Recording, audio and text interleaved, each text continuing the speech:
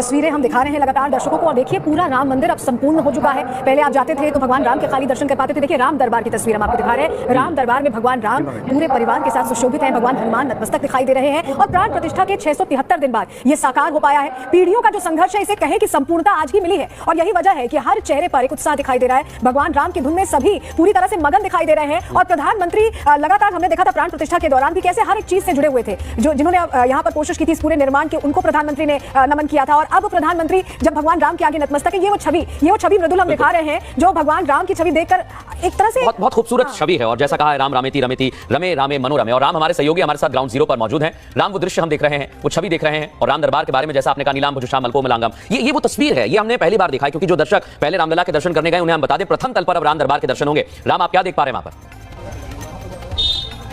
बिल्कुल, ये सबसे महत्वपूर्ण है। देखिए मैं जो देख पा रहा हूं वो आपकी दृष्टि से ही देख पा रहा हूं मृदुल, क्योंकि यहां पर सिक्योरिटी बहुत टाइट है और प्रधानमंत्री इस वक्त अंदर मौजूद हैं। तो परिसर के अंदर हम ध्वज की तस्वीर दिखा रहे हैं, पहुंच रहा है, लेकिन शिखर की तस्वीर, शिखर दर्शन भी लगातार करवा रहे हैं दर्शकों को। बिल्कुल, तो बिल्कुल ये शिखर एक तरह से सनातन का शिखर है और ये संकेत भी है, ये संदेश भी है कि अगर कोई धर्म है जो पूरी दुनिया के लिए कहता है कि सर्वे भवन्तु सुखिनः सर्वे सन्तु निरामयाः सर्वे भद्राणि पश्यन्तु मा कश्चित् दुःखभाग् भवेत्। हम ये नहीं कहते हैं कि ये मेरा है, ये तुम्हारा है। हम कहते हैं कि ये पूरा जो विश्व है, ये पूरा ब्रह्मांड है, ये एक है, हम सबके लिए है और सब हमारे लिए है। हम पूरे विश्व को, पूरी दुनिया को एक कुटुंब मानने वाली परंपरा है और वो कुटुंब आज एक छोटी सी शक्ल में, एक छोटी सी उसका झलक राम मंदिर के अंदर देखी जा रही है। मैंने तस्वीर देखी मृदुल, जो लोग बैठे हुए हैं सामने वो कर्नाटक से आए हुए लोग हैं, वो तमिलनाडु से आए हुए लोग हैं और वो बता रहे थे कि राम मंदिर के संघर्ष में हम लोग भी साक्षी रहे, हम लोगों ने भी बलिदान दिया है। आप समझिए कि अगर किसी संघर्ष में पूरे देश के लोग शामिल हैं, सिर्फ ऐसा नहीं कि अयोध्या के लोग हैं तो अयोध्या के लोगों का संघर्ष है या अयोध्या के लोगों का रक्त बहा है, ये संघर्ष पूरे देश का संघर्ष है। और इसलिए खुशी भी सिर्फ एक कोने में, एक मोहल्ले में, ऐसा नहीं है कि मेरे सामने की सड़क बन गई, मेरे सामने का इंफ्रास्ट्रक्चर बन गया, अयोध्या का इंफ्रास्ट्रक्चर बन गया तो वो खुश हैं।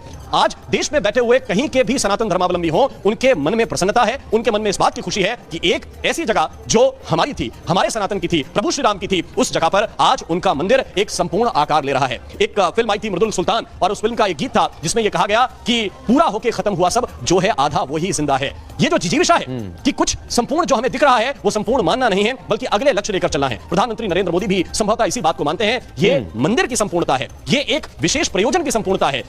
जिस पूर्णता और परिपूर्णता की बात मैं कर रहा हूं, जिस संदर्भों को मैं कह रहा हूं, उनको परिपूर्ण करने के लिए एक बड़ा लक्ष्य लेकर प्रधानमंत्री चल रहे हैं और वो लक्ष्य कुछ दिनों के बाद आपको नजर आएगा। आप जिक्र कर रहे हैं, ये अथक प्रयासों का नतीजा है, पीढ़ियों के संघर्ष का नतीजा और बहुत लंबा वक्त इंतजार किया है। सभी जो भगवान राम के भक्त हैं उन्होंने बहुत लंबा इंतजार किया और जब प्राण प्रतिष्ठा हुई थी तो वो हमने तस्वीर देखी थी कि कई किलोमीटर दूर से, हजारों किलोमीटर दूर से लोग दर्शन करने आ रहे थे। अब संपूर्णता को प्राप्त हो गया भगवान राम का ये पूरा मंदिर, ये दरबार पूरा लग चुका है। टेंट से एक अच्छे से भवन में भगवान राम अब विराजमान हो चुके हैं। तो वो उत्साह तो आपने महसूस किया होगा, आप लगातार अयोध्या में है ना?